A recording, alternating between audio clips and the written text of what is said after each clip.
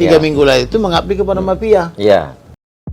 Polisi mengabdi ke mafia. Uya Kuya dan Kamarudin Simanjuntak dipolisikan gara-gara konten sebut polisi pengabdi mafia.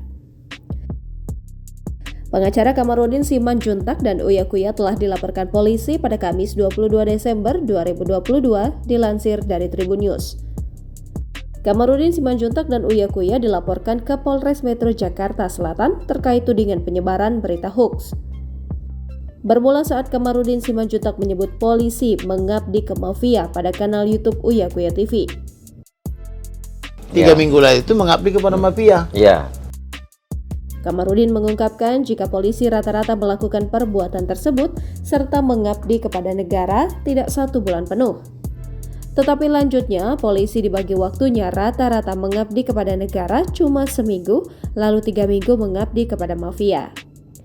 Atas pernyataannya itu, Kamarudin Simanjuntak dipolisikan oleh Julian dari Gerakan Rakyat Anti Hoax. Julian menyampaikan dikutip dari YouTube Intens Investigasi pada Sabtu 24 Desember 2022 bahwa telah melaporkan Kamarudin Simanjuntak dan Surya Utama alias Uya Kuya terkait dengan konten Uya Kuya TV.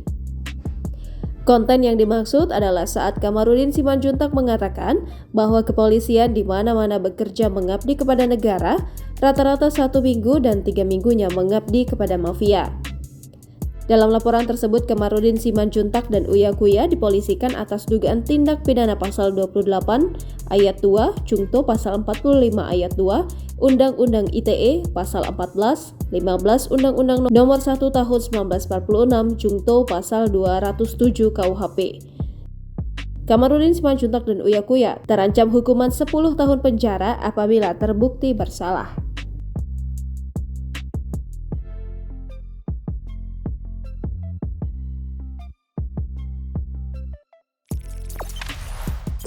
Jangan lupa subscribe, share, komen, dan like ya!